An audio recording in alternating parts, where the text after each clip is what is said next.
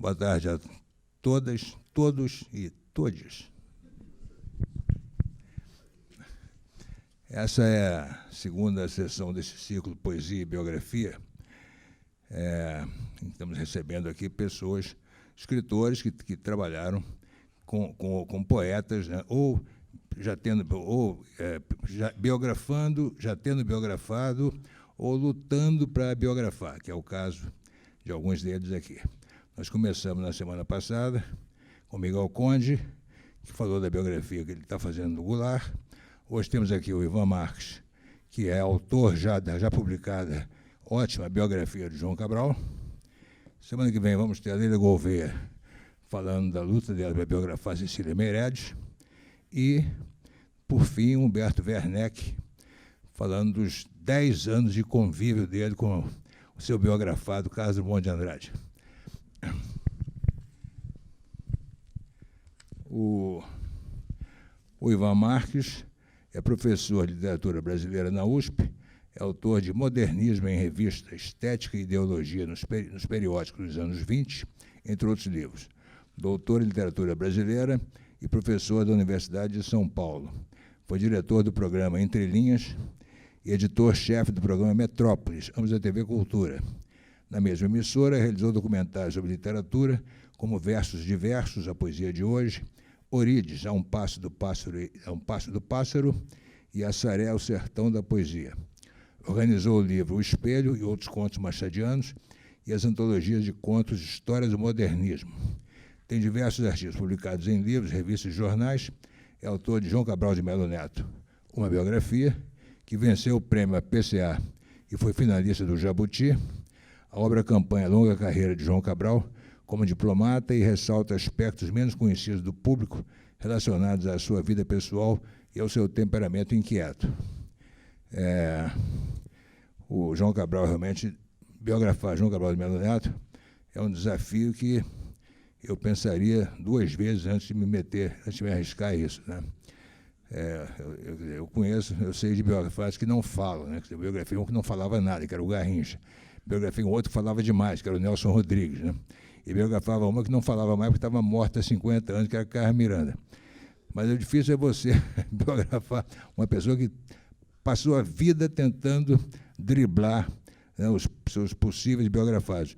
Queria avisar também que a obra completa, a poesia completa de João Cabral saiu há alguns anos pela editora Alfaguara, organizada pelo nosso acadêmico Antônio Carlos Sequim, e que essa biografia certamente é um grande complemento ao conhecimento da obra do João Cabral, na minha opinião, e na opinião de muitos, o maior microfonia, o maior...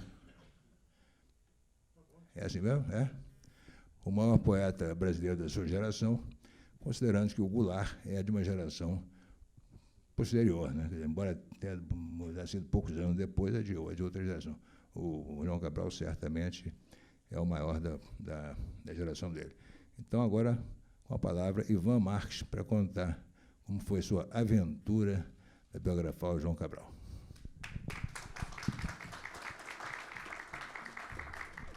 Bom, boa tarde, obrigado a todos aqui pela presença, não é? Um agradecimento especial à Academia Brasileira de Letras e aos organizadores desse ciclo maravilhoso chamado Poesia e Biografia, não é? Como disse o Rui Castro agora há pouco, acho que eu sou o único dos 4 convidados que já cumpriu a sua tarefa, né? Já escreveu e publicou a sua biografia, não é? Que saiu em novembro de 2021, né? E já foi lida, inclusive comentada por muitos leitores, né? Então, quando eu recebi o convite, eu pensei que eu não deveria, obviamente, repetir ou resumir as informações contidas no livro, que já é um livro conhecido, não é? E pensei que eu deveria, então, inventar alguma coisa aqui para dizer a vocês que valorizasse mais esse tempo que nós vamos ter juntos. Depois também que eu assisti à conferência de abertura do Miguel Conde sobre Ferreira Goulart, né, eu achei que eu não deveria falar simplesmente do processo de escrita do livro, mas que eu devia também trazer alguma coisa a mais, né? Então, eu pensei em uma conferência aqui em 2 partes. Uma primeira parte inevitável, que seria um retrospecto e algumas considerações sobre a construção da biografia do João Cabral, E depois, na segunda parte, eu vou apresentar o que eu chamaria de um capítulo inédito, que foi escrito depois da publicação do livro, né, e teve uma publicação numa revista americana, portanto, uma publicação restrita, não é?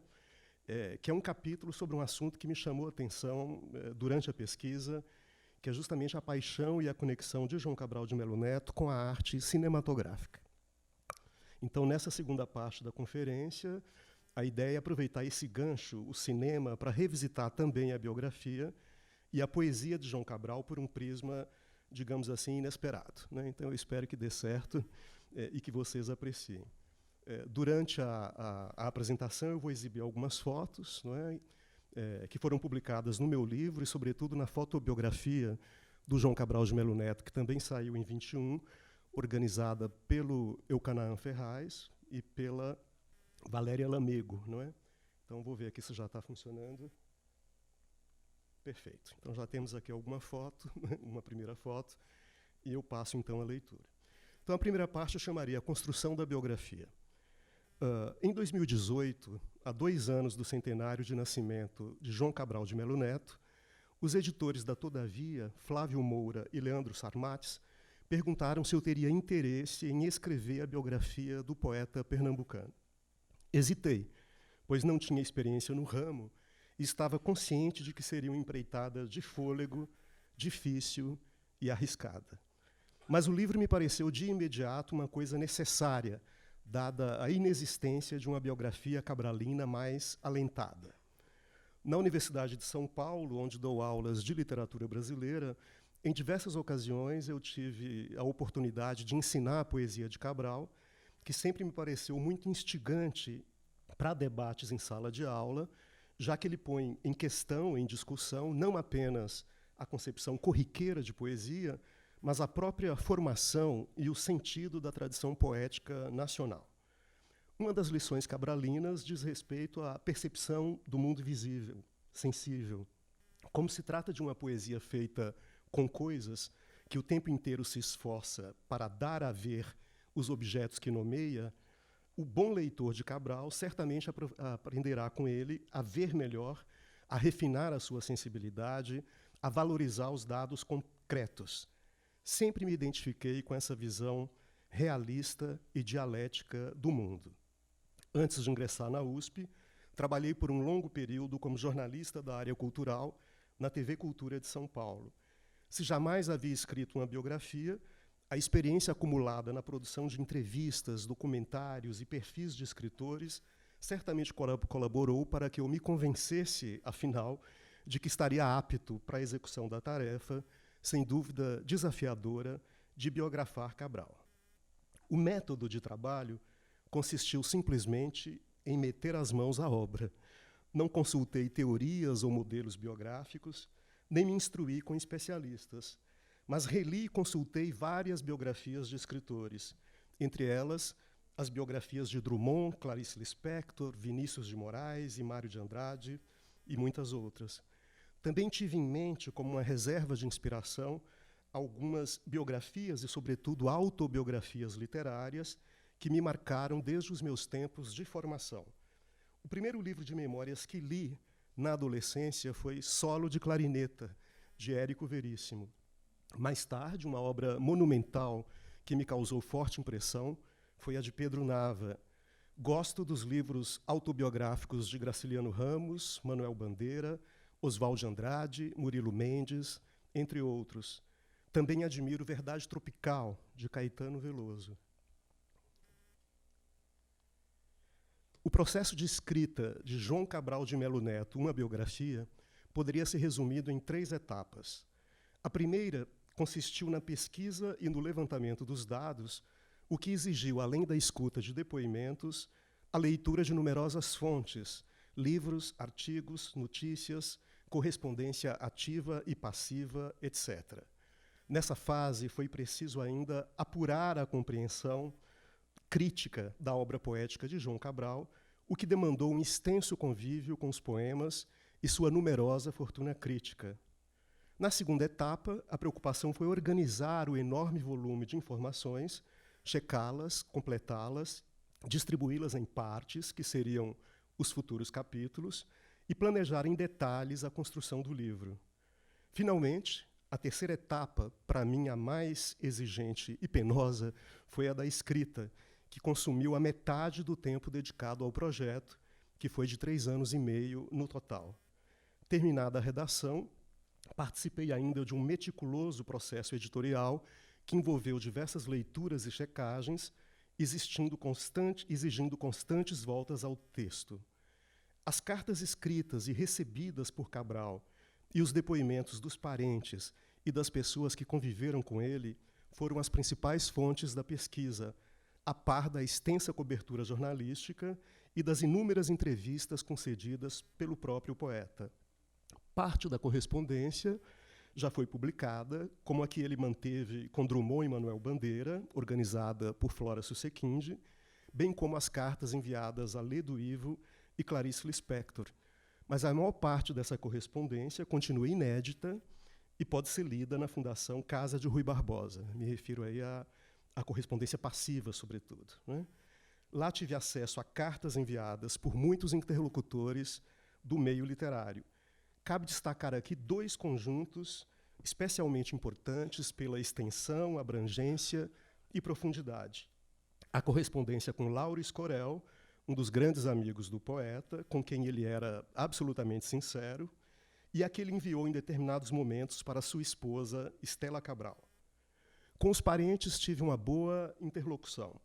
Os 3 filhos que vivem no Rio de Janeiro, Rodrigo, Inês e Luiz, que infelizmente faleceu em 2020, foram muito colaborativos e mantiveram comigo longas conversas, nas quais pude obter informações preciosas e fazer diversos esclarecimentos. Já Evaldo Cabral de Melo, além de trazer memórias de irmão mais novo, contribuiu para o livro com seus conhecimentos sobre Pernambuco, a genealogia da família, o Itamaraty, entre outros assuntos. Também me vali de textos e evocações publicadas na imprensa por Gilberto Freire, primo do poeta pelo lado materno. Freire foi uma das fontes para o levantamento de dados familiares e outros dados relativos ao período em que Cabral viveu em Pernambuco. A Espanha, como se sabe, foi tão determinante na vida do poeta quanto a sua terra natal. As temporadas em Barcelona, no final dos anos 40, e em Sevilha, uma década depois, foram decisivas para a trajetória de Cabral. Da primeira, a temporada de Barcelona, resultou uma reviravolta em sua linguagem poética, visível nas composições O Cão Sem Plumas, O Rio e Morte e Vida Severina, nas quais, pela primeira vez, ele não só tematizou a paisagem nordestina, como também deu contribuições valiosas à nossa poesia social.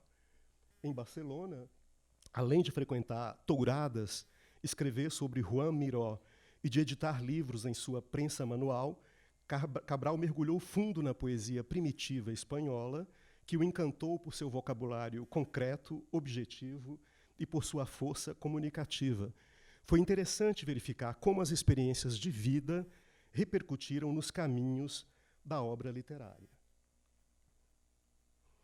No que diz respeito ao famoso auto natalino, que ele teria escrito por encomenda e do qual, por birra, costumava apontar só os defeitos, caberia observar que sua escrita, longe de representar um desvio no roteiro poético cabralino, foi o resultado do aproveitamento dessas fontes ibéricas e do aprendizado obtido na Espanha.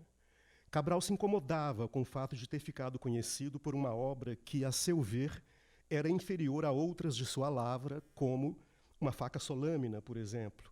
Costumava dizer que havia feito o texto às pressas, pensando menos na poesia e mais na comunicação exigida por uma peça de teatro. Revoltava-se com o fato de amigos seus, como Vinícius de Moraes, admirarem Morte e Vida Severina. Mas penso que Cabral gostava, sim, do texto. Do contrário, ele o teria refeito e burilado após a desistência de Maria Clara Machado, que tinha encomendado o texto, ou então jamais o teria publicado. Nos anos 60, a repercussão internacional do espetáculo do Tuca, encenado logo após o golpe de 64, com direção de Sionei Siqueira e música de Chico Buarque, foi um acontecimento decisivo, não só para a sua consagração como poeta, mas também para a história do teatro brasileiro e da arte engajada de resistência feita no país. Morte e Vida Severina não foi um acidente de percurso. Ao contrário, foi um passo lógico e consciente, um aprofundamento dos caminhos abertos pelas obras anteriores, O Cão Sem Plumas e O Rio, e um aproveitamento refletido das lições aprendidas no contato com a poesia espanhola.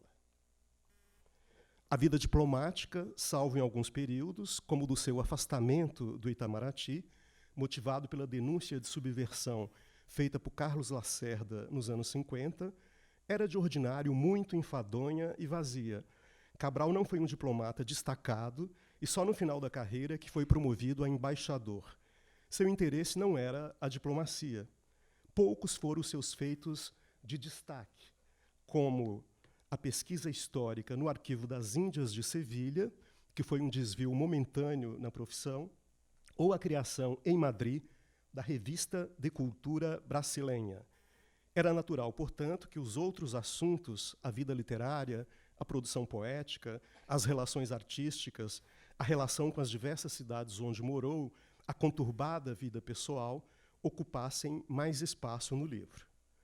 No início do trabalho, nada é delineado. A palavra final sobre a construção da narrativa é dada sempre pelo material obtido e apurado. É por essa razão que alguns capítulos do livro são maiores ou se dividem em dois, como é o caso do período em Barcelona, enquanto outros são mais breves ou lacunares. A vida literária, por ter deixado mais registros e rastros, sempre aparece em destaque. Mas creio que a vida familiar e doméstica também foi bastante contemplada. A mãe aparece como uma figura distante ou mesmo ausente, mas isso, ao que tudo indica, não teria ocorrido só no livro. Sua conexão com o pai, Luiz Cabral, que além de senhor de engenho e advogado, fora aspirante a poeta na juventude, era muito maior. Outra figura curiosa desse universo doméstico foi a cozinheira e babá Adélia Sanches, que teve uma presença marcante na vida familiar por cerca de 40 anos, desde a sua contratação em Barcelona. O índice onomástico do livro revela que o nome mais citado é o de Drummond, mas o número de aparições da primeira esposa não fica atrás. Sem a influência de Drummond, o poeta João Cabral possivelmente não teria vindo à luz. Sem Estela, ele tampouco teria existido. E acredito que essa seja uma das contribuições da biografia, ressaltar a importância basilar de Estela Cabral em inúmeros aspectos para a biografia do poeta. Bom, agora eu vou falar aqui de duas pessoas muito importantes para a trajetória do Cabral, das quais eu não trouxe fotos, uma delas eu realmente não localizei, o que é um sinal de que essas figuras precisam ser mesmo relembradas, né? No campo das amizades, uma das preocupações foi esclarecer a importância de Willy Levin, o mestre e guru de Cabral em Recife. Desde o princípio, me pareceu necessário investigar o perfil desse descobridor e, igualmente, o de Vicente do Rego Monteiro, que foram as principais influências de Cabral em sua juventude, o primeiro na poesia, o segundo nas artes plásticas. Willy Levin era um intelectual de destaque em Pernambuco, um dandy que depois se converteu ao catolicismo. Tanto Levin quanto Rego Monteiro eram intelectuais conservadores, simpatizantes do integralismo e até da monarquia. Não por acaso, quando Cabral se mudou para o Rio, Graciliano Ramos, um dos poucos escritores brasileiros de sua admiração, a quem ele dedicaria, como nós sabemos, um importante poema do livro A Educação pela Pedra, Graciliano se recusou a recebê-lo por julgar que ele era também um católico reacionário. Depois da mudança para o Rio, Cabral começou a simpatizar com o pensamento marxista, inclinação que se aprofundou em sua primeira temporada em Barcelona. Em Londres, ele seria vítima da delação que eu já mencionei, que determinou temporariamente o seu afastamento do Itamaraty. Na vida de João Cabral, a amizade e a afetividade não tinham nada a ver com as afinidades literárias. Todos os seus amigos, inclusive os mais próximos, eram diferentes dele no plano literário. Com Ledo Ivo e Vinícius de Moraes, ele vivia as turras, divergindo absolutamente em tudo. Sua amizade com Clarice Lispector também era movida tanto pelo afeto como pela discordância. Com Drummond, as diferenças puseram fim a uma relação próxima e íntima. Do princípio, o que existia era uma grande admiração do jovem poeta pernambucano pelo seu mestre mineiro, de quem ele apreciava especialmente as obras iniciais, Alguma Poesia e Brejo das Almas. A poesia irônica de Drummond foi uma das principais fontes da dicção poética de Cabral, que demorou a se libertar dessa sombra drummondiana. Depois, contudo, a rivalidade se impôs e se exacerbou. É certo que a radicalização do projeto construtivo e antilírico de João Cabral e sua originalíssima incursão no campo da poesia social com O Cão Sem Plumas, de 1950, na mesma época em que Drummond, abdicando da experiência que culminara em A Rosa do Povo, investia pesado em poesia lírica, verborrágica e metafísica, também explicam o distanciamento. Mas Cabral era amigo de outros poetas com linguagem e preocupações diferentes das suas. Murilo Mendes, Vinícius de Moraes, Ledo Ivo, entre outros. E o dissenso estético nunca o levou a romper essas amizades. Penso que a dificuldade com Drummond foi maior, não apenas por conta do temperamento seco e reservado do poeta mineiro. Para além dos desentendimentos pessoais, que são incidentes que, com o tempo, assim, nos parecem tão insignificantes, o que mais pesou para que eles se afastassem foi a competição. Quem era o maior poeta brasileiro? Essa pergunta pesou muito na trajetória de Cabral. Embora os concretistas e outros jovens poetas preferissem a oficina poética cabralina, a maior abrangência, o alcance mais largo da poesia de Drummond pode ter sido responsável por boa parte das inseguranças de Cabral. A partir do final dos anos 40, quando saiu do Brasil, João Cabral ampliou muito o seu leque de relações, sobretudo com escritores e artistas da Espanha e de Portugal, mas jamais deixou de estar presente na cena literária brasileira. Foi o que observou na correspondência Manuel Bandeira. Apesar de distante do país, o nome de Cabral, em meados do século passado, era o mais falado nos suplementos e nas rodas literárias. Sua influência foi decisiva, como se sabe, para o surgimento da poesia concreta. A encenação de sua peça Morte e Vida Severina, como eu já disse, foi um dos grandes acontecimentos culturais da década de 60. Portanto, durante sua ausência de 40 anos, tempo que dedicou à carreira diplomática, Cabral jamais deixou de ser um dos protagonistas da literatura brasileira. Uma das impressões mais fortes que fica da sua biografia é mesmo a centralidade que um nome de sua envergadura ocupa não só no campo literário, mas em outros setores da vida cultural. A despeito de se considerar uma figura isolada, marginal na tradição literária brasileira, ele era um poeta bem relacionado, com farta interlocução e enorme ressonância em setores variados da produção literária. Penso que uma das contribuições da biografia foi colocar em relevo a formação de João Cabral de Melo Neto em meados do século XX, período no qual foram definidas as linhas de força de sua criação poética, essa dicção singular que, a partir da assimilação e da transformação da irônica lírica modernista, se tornaria um dos pilares da poesia brasileira moderna. Aliando o comentário biográfico a procedimentos da crítica literária, o livro teve por objetivo acompanhar o surgimento e o impacto de todos os livros produzidos pelo poeta ao longo de mais de 5 décadas. A intenção foi enfatizar as escolhas, as apropriações, as recusas, os impasses, numa palavra, a lenta e metódica construção da antilírica cabralina. Entre o homem e a obra, creio que há mais divergências do que convergências. Cabral era um sujeito alinhado, discreto, inimigo das efusões, e isso coincide com traços importantes de sua poesia. Por outro lado, a pesquisa biográfica revelou uma personalidade cheia de tensões, um homem com os nervos à flor da pele, que não por acaso sofreu dores de cabeça a vida inteira, tendo realizado inúmeras cirurgias, além de internações para tratamento psiquiátrico.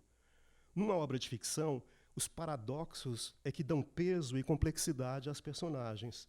Como o gênero biográfico tem forte parentesco com o romance, A percepção de tais contrastes, sem dúvida, foi estimulante para a construção do livro. Logo no início da pesquisa, notei que estava lidando com uma alma inquieta e contraditória, verdadeira persona dramática, e que isso, a par de todas as informações que seriam reunidas e apresentadas, poderia dar grande interesse à narração de sua vida. É evidente o contraste entre a racionalidade da obra cabralina, tão equilibrada e simétrica, e seu temperamento arrevezado, ou sua vida cheia de incidentes, impasses, fragilidades, dificuldades.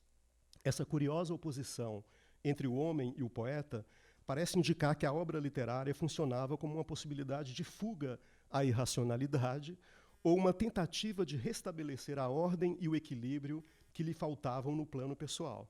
De toda maneira, não escapou aos leitores de Cabral a percepção do pathos, da forte carga de emoção que está na base de sua oficina poética, a que ele chamou em determinado momento de machine à émouvoir, máquina de comover. Se a vida era tão sofrida e envolvia o enfrentamento de tantos embates, mais notável se tornava o esforço do poeta para controlar a emoção e, contrariando também toda uma longa tradição sentimental da lírica em língua portuguesa, construir seu singular projeto literário. A grande descoberta em todo o processo foi essa biografia movimentada, pulsante, e o temperamento complexo, contraditório, desse poeta que dizia não ter biografia, ou melhor, que escondeu durante muito tempo a biografia de sua obra poética. A revelação dos pontos frágeis e controversos da trajetória de um poeta monumental como Cabral tem o efeito de torná-lo mais humano e mais próximo de nós. Procurei mostrar esses aspectos com distanciamento. O principal objetivo foi o de dar a ver as coisas sem emitir julgamentos, mas deixando o texto aberto para que o leitor, ao unir os dados, produzisse as suas próprias interpretações. Acho que a função do biógrafo não é a de exaltar o biografado, transformando-o em santo ou herói, e tampouco a de julgá-lo por seus erros, fraquezas, egoísmos ou quaisquer outros defeitos. A atitude tampouco deveria ser de indiferença, complacência ou ocultação de certas informações, como se isso pudesse arranhar o monumento literário. Nenhum artista é maior que sua obra ou tem a perfeição que a obra revela. Mesmo as obras, e inclusive as grandes, também podem ser imperfeitas. Dito isso, acredito que o conhecimento da biografia, ainda que não traga explicações para tudo, pode iluminar, sim, diversos aspectos da obra e da carreira literária de um escritor. Bom, aqui termina a primeira parte da conferência e eu passo agora à segunda. Um capítulo inédito, João Cabral e o cinema. O diálogo de João Cabral de Melo Neto com outras expressões artísticas, pintura, arquitetura, tipografia, dança flamenca e touradas, por exemplo, há muito tempo vem chamando a atenção da crítica. Pelas enormes contribuições que forneceu à sua arte literária, esse trânsito entre as artes poderia mesmo ser considerado uma das razões de sua originalidade como poeta. Trata-se de um campo aberto a diversas investigações, algumas ainda pouco exploradas, como é o caso da importante conexão de João Cabral com o cinema, que até o momento não obteve um estudo mais abrangente e aprofundado. Algumas declarações do poeta poderiam motivar esforços nessa direção. Em sua última entrevista, concedida à equipe de Bebeto Abrantes, diretor do documentário Recife-Sevilha, Cabral enfatizou que gostaria de ter sido cineasta, coisa que, na verdade, teria sido, mesmo sem fazer filmes, conforme declarou numa conferência na UFRJ em 1993. Fui um cineasta não de fazer filmes, mas de assistir filmes. Em outro depoimento, afirmou: eu sempre fui muito interessado pelo cinema. Pedaços dos meus poemas são puro cinema. No seu longo poema narrativo e geográfico, O Rio, ao evocar a infância à beira do Capibaribe, Cabral empregou o termo cinema como símile do rio, indicando não apenas que suas imagens se imprimiam na retina do menino, mas também que as águas pareciam lhe relatar uma história. Aspas, um menino bastante guenzo, de tarde olhava o rio como se filme de cinema. A associação se aprofundaria mais tarde no poema autobiográfico Prosas da Maré da Jaqueira, no qual o Capibaribe é chamado de Minha Leitura e Cinema. Muita coisa discorrias, coisas de nada ou pobreza, pelo celuloide opaco que em sessão contínua levas. Em Pernambuco, onde houve, entre 1923 e 1931, um importante ciclo de produção de filmes, Recife ficou conhecido na época como Hollywood brasileira, o poeta, aos 20 anos de idade, teve um convívio íntimo, não apenas com a estética surrealista, mas também com o cinema. O manifesto do Congresso de Poesia, em 1941, do qual João Cabral foi um dos signatários, enfatizava como principal objetivo debater problemas de ordem poética em todas as categorias de arte, destacando-se a cinematográfica. Na visão do pintor Vicente do Rego Monteiro, o cinema e o surrealismo se confundiam. Além de trazer, pela simultaneidade, um sentido novo à poesia, o cinema, a exemplo da linguagem surrealista, teria inaugurado uma nova era de, aspas, libertação do real pelo sonho. Já o poeta Willy Levin era tido como um dos maiores especialistas em cinema em Recife. Leitor de Jean Epstein, um dos primeiros teóricos da linguagem fílmica, Lewin celebrava o cinema por expressar o mundo do sonho e via no close-up uma possibilidade de suplantar a pesquisa subjetiva feita em romances de Julian Green e James Joyce. O cinema, como se sabe, foi uma das obsessões da geração modernista, valorizado não apenas como fenômeno dos tempos modernos, mas, sobretudo, como lição para a literatura de vanguarda. O que atraiu os modernistas era a representação da vida em sua simultaneidade visual, conforme escreveu Mário de Andrade em A Escrava que Não é Isaura. Antes mesmo da vanguarda de 22, como mostrou a crítica Flora Susequinde, os escritores do início do século XX já procuravam no cinematógrafo uma inspiração para agilizar e modernizar sua linguagem. Além do cronista João do Rio, exemplo talvez mais célebre dessa tendência, também poderia ser evocado, totalmente à margem do modernismo, o caso do escritor Benjamin Costalá, autor do polêmico Mademoiselle Cinéma, de 1923, cuja linguagem direta e acelerada, inspirada na estética cinematográfica, ajudou a torná-lo um dos maiores sucessos editoriais da época. Bom, este foi o primeiro romance lido por João Cabral em Recife, quando ele contava apenas 8 anos de idade. Na obra poética cabralina, a referência ao cinema desponta já nas primeiras composições de caráter surrealista produzidas sob o estímulo e a sombra de Willy Levin. Exemplo: as estradas em long shot, todas se reuniram numa só estrada. É um poema de 1938, bem antes da estreia dele com Pedra do Sono. Datado do mesmo ano, o poema em prosa Episódios para Cinema é uma narrativa onírica e arbitrária que logo na abertura faz referência a um famoso ator do western americano. Eu pedia angustiadamente o auxílio do cavalo de Tom Mix. Entre os anos de 42 e 46, vivendo no Rio de Janeiro, o poeta não deixou de frequentar os cinemas, às vezes na companhia de Drummond, com quem ele se encontrava diariamente, e o silêncio profundo de Drummond na sala de projeção o deixava impressionado. As idas ao cinema se tornaram ainda mais rotineiras em Londres, seu segundo posto diplomático na Europa, depois da efervescente vivência espanhola. Então ele escreveu para o Lauro Escorel: a cidade é monstruosamente grande e cheia de tudo. Você aqui pode ver o que quiser. Tenho tirado a forra em cinema. Tenho visto uma quantidade grande de bons filmes antigos, acrescentou. Filiado a 7 cineclubes, Cabral via todas as noites um filme diferente. Lumière, Griffith, Eisenstein e outros clássicos russos, franceses e ingleses. Decidiu estudar o cinema desde o princípio, que é o que ele fazia também com a poesia dos países onde ele passava a viver.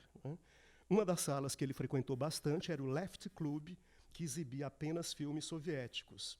No Instituto de Cinema Britânico, onde o espectador podia escolher a fita que desejasse assistir, ele adquiriu o interesse pelo cinema documentário. Ao contrário de Vinícius de Moraes, que em matéria de cinema se dizia vassoura, isto é, capaz de ver sem preconceitos qualquer tipo de filme, Cabral era mais seletivo. Em Londres, uma única vez, ele se dispôs a visitar o circuito comercial, assim mesmo para assistir a um filme de Jean Renoir, O Rio Sagrado, The River, rodado em 1950, na Índia. Ao teatro também ia pouco, porque odiava os intervalos e as pessoas que iam aos espetáculos apenas para serem vistas. Como era tímido, preferia o cinema, onde a sessão era contínua e ele podia entrar e sair no escuro.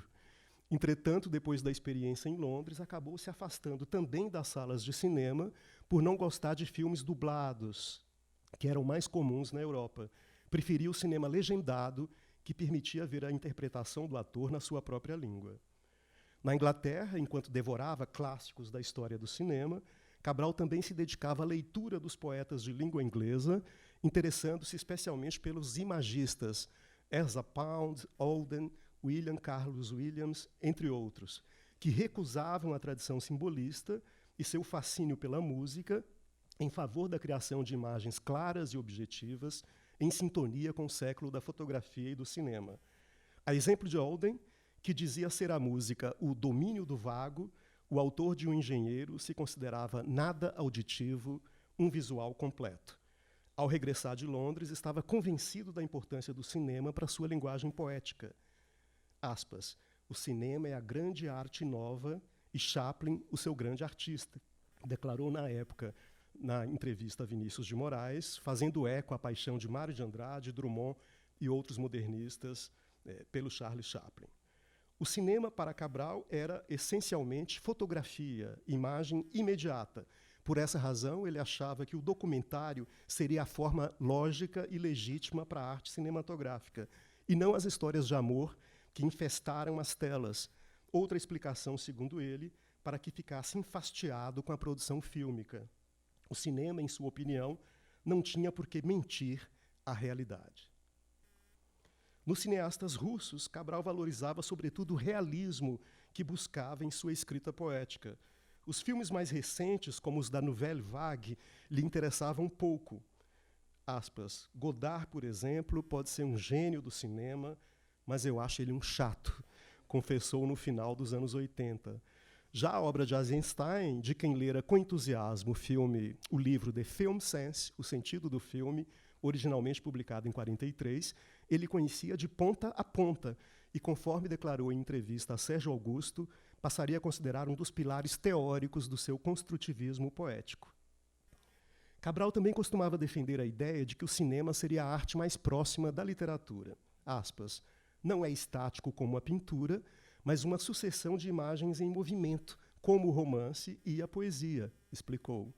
A capacidade de se desenvolver tanto no tempo como no espaço era o traço que distinguia, a seu ver, o cinema e a literatura de outras expressões como a música e as artes plásticas. A esse respeito, um comentário mais extenso foi realizado em 1989 em seu depoimento ao poeta Sebastião Uchoa Leite. Cinema é uma coisa que sempre me fascinou, mas o cinema é ambíguo.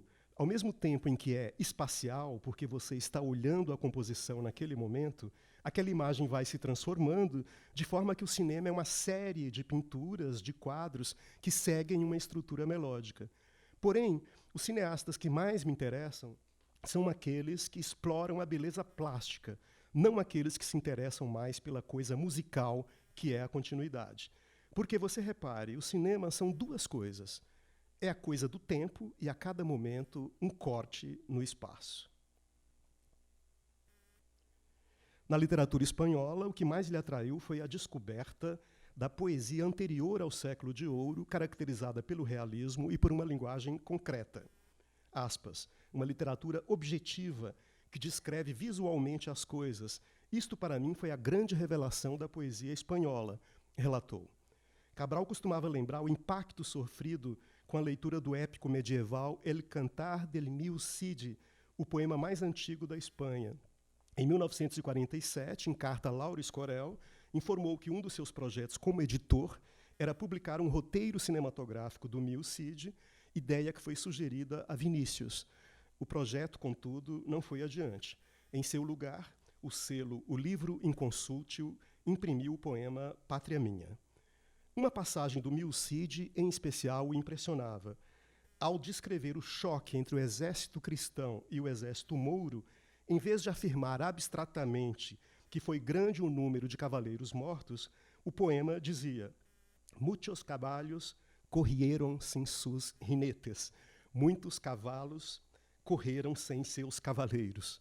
Cabral identificou aí uma autêntica linguagem cinematográfica. Aspas, você vê a máquina filmando os cavalos fugindo no atropelo, declarou em entrevista a Mário Chamy. O leitor de poemas cabralinos, como Estudos para uma Bailadora Andaluza, que abre Quaderna, de 1960, é tomado pela mesma impressão de movimento e objetividade associada pela crítica ao trabalho de uma câmera cinematográfica. Na composição multifacetada, dividida em 6 partes, Lauro Escorel identificou um dinamismo cinemático, resultante da focalização em diferentes ângulos de numerosas tomadas da bailadora. Analisando o mesmo poema, Joana Matos Frias enfatizou os diferentes nexos estabelecidos com o cinema por João Cabral e Murilo Mendes. Enquanto Murilo era mais fascinado pelos efeitos da montagem eisensteiniana, Cabral revelaria um olho sobre-humano que transfigura o mundo visível à câmera. Foi em Quaderna que teve o início do processo do poema em série, apresentando variações e contrapontos de imagens, que seria aprofundado em Serial, de 63. Nessa composição em série, a caça ao objeto, nas palavras de José Guilherme Melchior, se sucede nos flashes de vários ângulos, nos cortes, nos closes, que só a técnica flexível do cameraman consegue unir sem perda de fluidez. Na contramão dos poemas breves, instantâneos, que se tornaram recorrentes na lírica brasileira, Cabral preferiu os poemas longos, discursivos, que deslizam pelos objetos com muitas angulações. Foi o que observou Antônio Carlos Sequim. Aspas, o melhor correlato para a sua arte não é a fotografia, mas o cinema, com o espraiar-se no espaço e no tempo.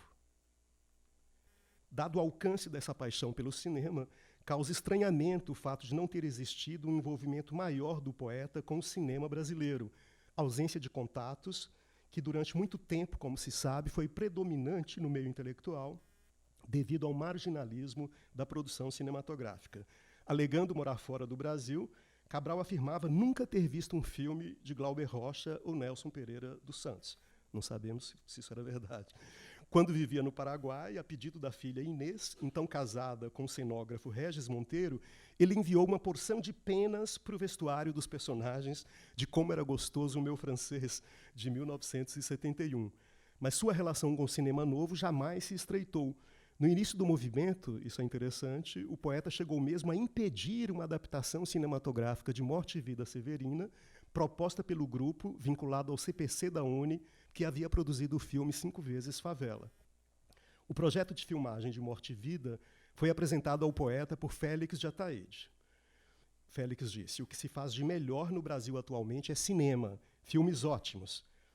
2 meses depois, essa carta era de maio de 62, 2 meses depois, Cabral recebeu o pedido de autorização para o uso da obra.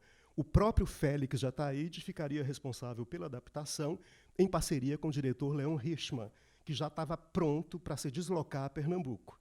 O filme seria produzido pelo Movimento de Cultura Popular de Recife, criado no governo de Miguel Arraes. Entretanto, Cabral não deu sua permissão. Aspas, suspenda imediatamente qualquer providência tomada, qualquer propaganda ou notícia sobre filme. Abraços, João, respondeu em telegrama enviado de Sevilha. Após a bem-sucedida montagem teatral de Morte e Vida Severina, houve nova investida do grupo do Cinema Novo. Em 66, a imprensa noticiou a aquisição dos direitos da peça pelo diretor e produtor Luiz Carlos Barreto. Porém, o texto só chegaria às telas em 77, pelas mãos dos cineastas Elito Viana. No elenco estavam José Dumont, Estênio Garcia, Jofre Soares, Tânia Alves e Elba Ramalho. Uma parte do filme era documental, reconstituindo o percurso dos retirantes do sertão até Recife, e a outra era constituída por uma dramatização. Para ligar as duas partes, foram utilizadas, por sugestão do poeta, trechos do poema O Rio. Já na época em que o livro O Rio foi publicado em 53, Cabral havia dito a Vinícius de Moraes que gostaria de ver o poema transformado num documentário cinematográfico. A censura, porém, não poupou o filme de Zelito Viana. Por mais de 2 anos, sua exibição no exterior ficou proibida, sob a alegação de que continha imagens desprimorosas e tratava de problemas que podiam suscitar interpretações errôneas por parte do estrangeiro.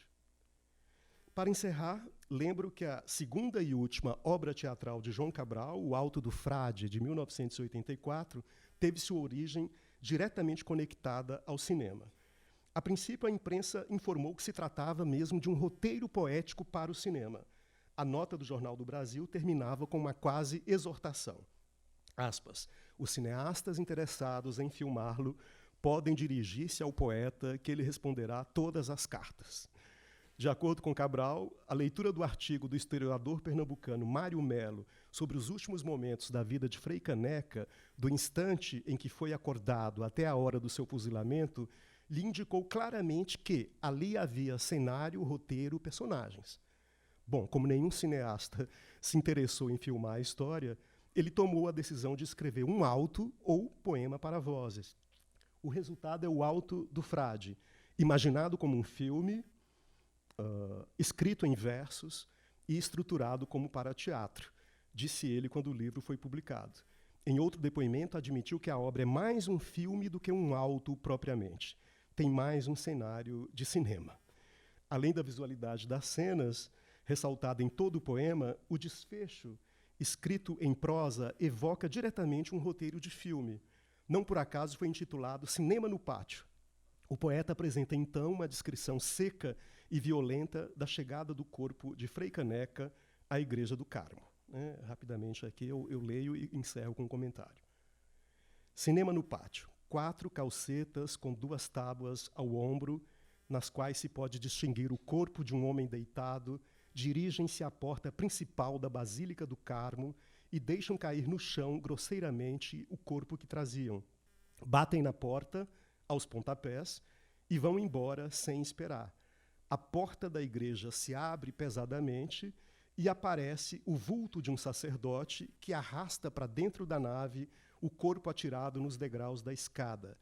A porta se fecha e a noite prossegue também pesadamente. Bom, nesse momento final do alto, Cabral decidiu que não cabia usar verso nem diálogo, sob pena de estragar a cena. Não adiantava ninguém falar ali, explicou. Daí a opção pelo puro cinema. Acabar o poema em prosa tinha como objetivo, disse ele, deixar mais forte a imagem. Sem cortes, à maneira de um plano sequência, o olho câmera do poeta acompanha as ações das personagens. A atenção se fixa na porta, termo que se repete 4 vezes no curto fragmento. Nas últimas palavras do Alto do Frade, ocorre a sugestão de um movimento de câmera que realiza, por meio da montagem interna, uma construção metafórica. Distanciando-se da porta fechada, a visão se abre para captar a noite escura, igualmente pesada, noite oposta à clara justiça e à cidade solar, que, a exemplo de Frei Caneca, também eram sonhadas pelo poeta engenheiro. Ali se encerrava o auto, ou melhor, ou quase, o filme de João Cabral.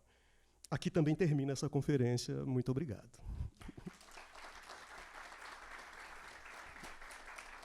Obrigado. Ivan, eu vi aqui na lista de agradecimentos que você falou com cerca de 60 pessoas. Teve alguém com quem você quis falar e que se recusou? As pessoas que tinham morrido, infelizmente, como é o caso do Ledo Ivo, do próprio Ferreira Goulart, não é? Desejei muito uma conversa mais longa com Augusto de Campos, ele só me atendeu por e-mail, não é? Quis também... Ele só existe por e-mail, sabia? Ele não existe fisicamente. Por e-mail. Antigamente era só por máquina de escrever, agora é só por e-mail. É só por e-mail. Mas o que eu mais lamentei mesmo foi, 10 anos antes, eu teria talvez falado com Ledo Ivo, por exemplo, que era uma fonte primorosa, não é? Obviamente que Vinícius também tinha morrido antes ainda, mas dos vivos, os parentes aos quais eu não tive acesso, né? Pessoas ou que já estavam com muita idade ou que estavam fora do Brasil. Engraçado que as entrevistas foram feitas antes da pandemia, a gente não usava tanto as conversas online, né, que depois ficaram rotineiras. Então eu achava que eu teria que ir até Honduras para falar, por exemplo, com a filha dele, Isabel. Como isso não estava contemplado, né, no tempo do projeto, acabou não acontecendo. E outra coisa que eu também lamento aí não é falar com pessoas, mas é não ter circulado pelos países nos quais ele viveu, com exceção da Espanha, né, Sevilha e Madrid, não é, que eu pude revisitar, não é, a pesquisa não contemplou, digamos assim, essas incursões, né, por exemplo, pelo Senegal, né, que seria muito interessante. Você sabe se em Sevilha o João Cabral fazia barba na rua? Olha, eu sei que ele tinha um carro que saía barbeirando pelas ruas de Sevilha e ganhou o famoso apelido de barbeiro. Estou perguntando isso porque eu estive em Sevilha, antes de Sevilha, eu dei uma lida toda de João Cabral para ver o espírito de João Cabral nas ruas de Sevilha. E aí aproveitei para procurar um barbeiro, para conhecer o barbeiro de Sevilha. Não achei nenhum. Não tem barbeiro em Sevilha. É como ir a Papa e o Roma e não vê o Papa. Pois é.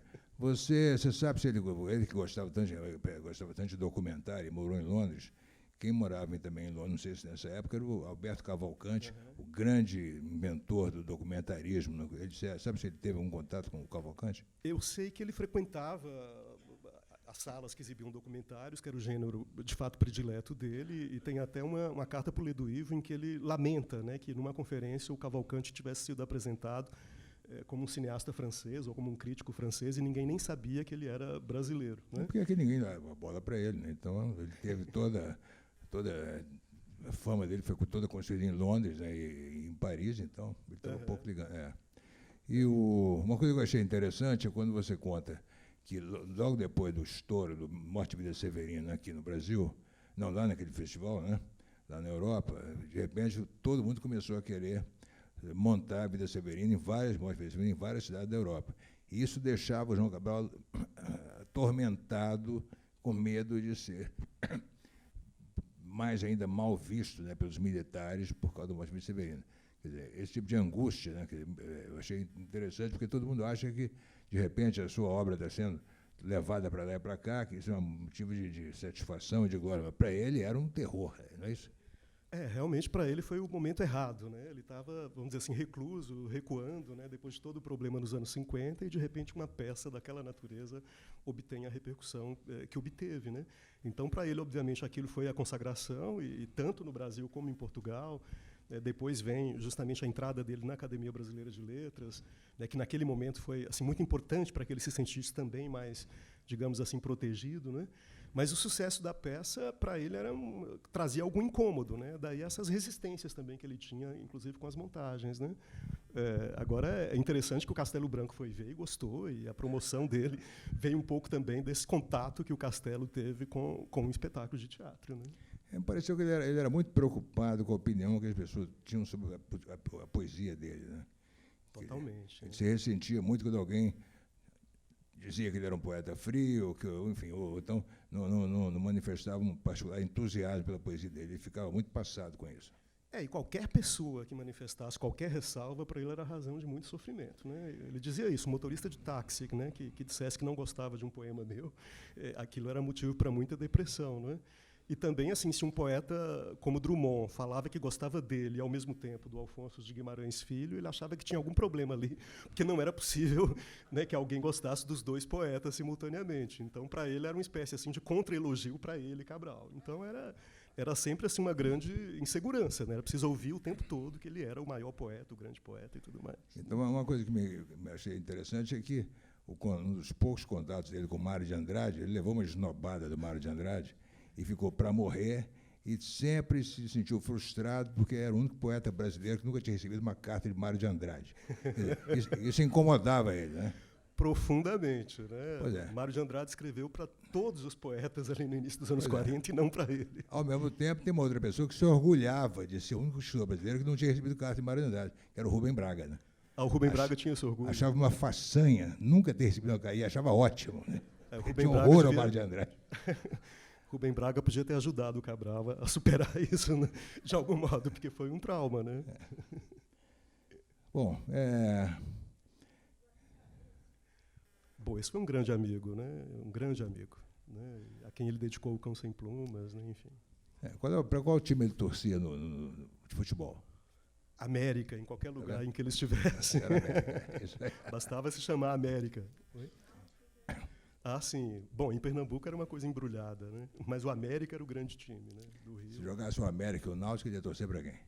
Olha, eu acho que seria América, né? Apesar da fidelidade ali familiar, né? Bom, então, aqui, ótimo. Muito obrigado, Ivan. Obrigado a vocês. E na próxima semana teremos a Leila Gouveia contando como é biografar Cecília Meirelles, tendo que enfrentar a má vontade, né, e os obstáculos todos, né, que se põem em volta dela. Né?